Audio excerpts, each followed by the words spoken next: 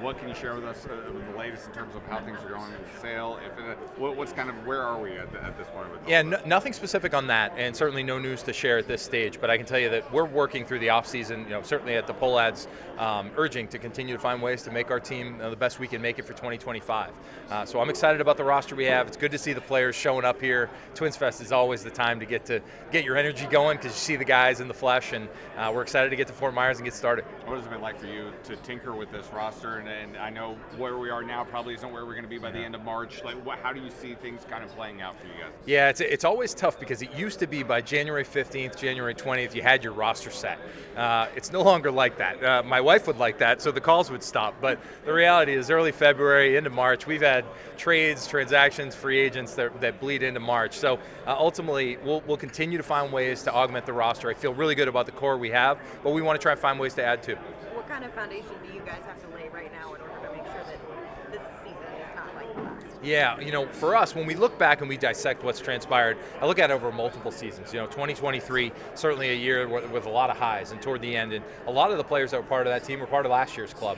And for a good chunk of the middle of the year and beginning that we were playing really good baseball. We did not play well down the stretch, and we know that, and that's tough, right? That hits you hard, but everyone's been using that as fuel through the offseason to try and find ways to think about what can we do better, what can we make sure we're doing. And when I think about the young players who got difficult experiences late in the season, you grow through that adversity. So the veteran guys we have, they know what they need to do, and the young players that learn through that are going to push, and we're going to continue to push ourselves once we get to Fort Myers and put ourselves in a position to compete in October again. When you're looking at this roster, we talked to Pablo just a moment ago. What has you most excited so far for this year's group? Yeah, it's a little bit of the mix of what we just said. When I think about the core that we have, Byron Buxton playing 100 games last year and then ultimately getting beyond that for the first time in a long time, and then having a healthy offseason. And we keep checking in with him, and he couldn't feel better than he does right now. So I think that's fantastic. Carlos Correa is in a great spot. Our hitting coach was down there working out with him. He said, I think he's in mid-July form at this point. Royce Lewis, others that went through some of the struggles at the end of the year. What excites me the most is I've seen young players come to the big leagues, not quite be the players you want them to be right away, but they learn from that. And they're no longer rookies, so to speak, when they show up the next year because they've gone through the difficulties. And I think Zebby and David Festa and other guys, Simeon Woods-Richardson, guys that had to pitch late into the season, now they know what that feels like to go into an October push, and that will only serve them well this year. From a bird's eye view, I know this might be a little bit of an off-the-wall question, but from fans I hear and talking to see online, some have felt like it feels like they're disenchanted with seeing how much money the Dodgers are spending, how much money the Yankees are spending, and they feel like their team, where's my team fit in?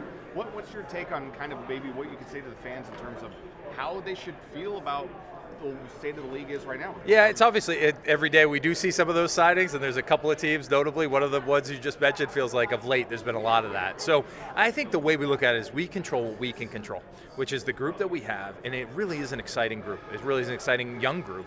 And so the players that we have, we've invested a ton in free agents around Carlos Correa or even an extension of Pablo through his free agent years. That's work that's done prior to this season, ultimately. But we'll continue to find ways to add to the roster. I believe this is a group that can go compete with any team out there. What do you tell Twins fans to give this some hope ahead of this season? Yeah, I think I look at it and I think about all the players we just discussed. That's an exciting group of players, and any of those guys, any given night, can take over a game. We've seen Royce Lewis take over games in meaningful spots. We've seen Carlos Correa do something special on the field. Willie Castro, Pablo Lopez pitch the way he has. We truly have elite talent on this team, and when you come out to Target Field on any night, you could see something pretty special. So we have to go earn it. We have to go keep pushing. We have to go be the best team we can be. I really do believe it's going to be an exciting team to watch this summer. How much might the roster change between now and the start of regular season and the opener here in April? Yeah, I was just saying, I think it used to be that you finished your roster by mid-January. It's just no longer the case. From trades we've made all the way up until opening day and signings in March and trades that happen in February, that's just the reality of baseball now. So still feels like the midway point of our offseason in some ways. I feel good about the core, but I'm still finding ways to augment.